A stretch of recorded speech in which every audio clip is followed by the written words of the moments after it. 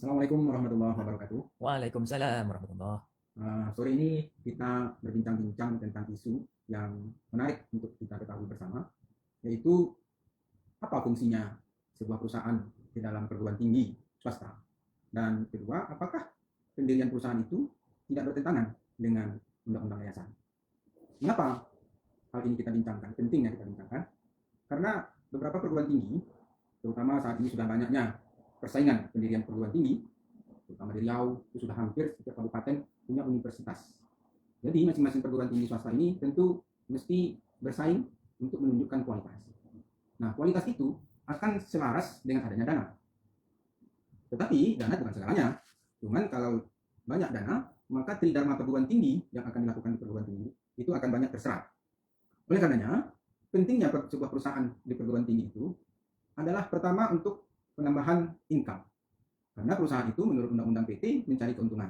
Maka perusahaan ini berusaha mencari keuntungan dengan unit-unit usahanya, lalu kemudian keuntungan itu disumbangkan atau diberikan untuk pelaksanaan tridharma perguruan tinggi di kampus. Hal misalnya yang bisa dilakukan untuk itu. Yang kedua, fungsinya itu untuk sebagai wadah implementasi tridharma perguruan tinggi. Misalnya akan menjadi laboratorium bagi mahasiswa untuk mengetahui proses bisnis di dalam perusahaan itu. Maka perusahaan ini bisa merekrut anak-anak mahasiswa. Kemudian bisa juga untuk melakukan penelitian dosen, apalagi fakultas ekonomi, secara akuntansi, kewirausahaan, mendidik, manajemen. Jadi bisa dikombinasikan tuntutan implementasi tridharma perguruan tinggi itu kepada perusahaan. Kemudian bisa juga fungsinya untuk komersialisasi riset. Di perguruan tinggi itu banyak doktor-doktor teknik yang intelektual dan punya hasil riset yang bagus. Dengan adanya produk-produk haki, terutama paten bagi para doktor perguruan tinggi itu, ini bisa dikomersilkan. Misalnya, seorang dosen doktor teknologi di perguruan tinggi menemukan alat bagaimana agar aren itu tidak cepat basi ketika aren. Misalnya ini hasil aren nih. Nah, kita bawa aren ke kampus dalam bentuk kemasan ini.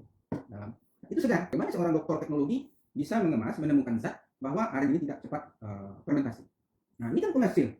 Apalagi pertumbuhan aren saat ini banyak yang sudah berusaha untuk menanam aren, tapi permasalahan nanti cepat basi, cepat fermentasi. Nah, dokter di perguruan tinggi bisa mencari zat yang membuat ini tidak cepat basi. Itu komersil. Kemudian juga rektor tidak akan pusing memikirkan keuangan, sehingga tidak bersumberkan dari dana mahasiswa saja lagi. Rektor tinggal memanggil direktur perusahaan tersebut, berapa kontribusinya tahun ini? Saya minta Anda dapat laba 5 miliar. Oke. Nah, sehingga rektor senang. Jadi mendapatkan kemandirian keuangan. Kemudian juga bisa menjadi sebagai alat perusahaan ini memberdayakan masyarakat agar timbul berkembang UMKM.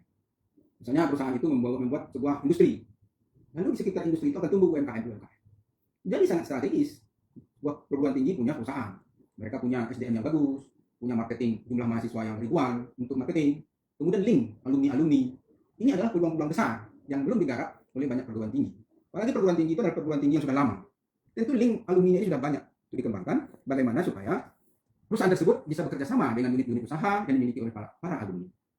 Pertanyaan kedua, apakah mendirikan perusahaan ini tidak bertentangan dengan undang-undang yayasan? Nah, kita lihat di dalam undang-undang yayasan itu di pasal 3. Yayasan dapat melakukan kegiatan usaha melalui pendirian badan usaha, melalui penyertaan modal, dan juga dalam bentuk kegiatan tidak boleh dibagikan kepada organ yayasan. Nah, boleh perguruan tinggi itu yayasan membuat perusahaan, tetapi hasil keuntungan perusahaan itu nanti tidak boleh dibagikan sebagai dividen kepada organ yayasan. Misalnya ketua dewan pembina, pengurus, dan pengawas tidak boleh secara pribadi dapat keuntungan, tetapi keuntungan itu bisa digunakan untuk kegiatan operasional yayasan, termasuk juga untuk mendanai perguruan tinggi.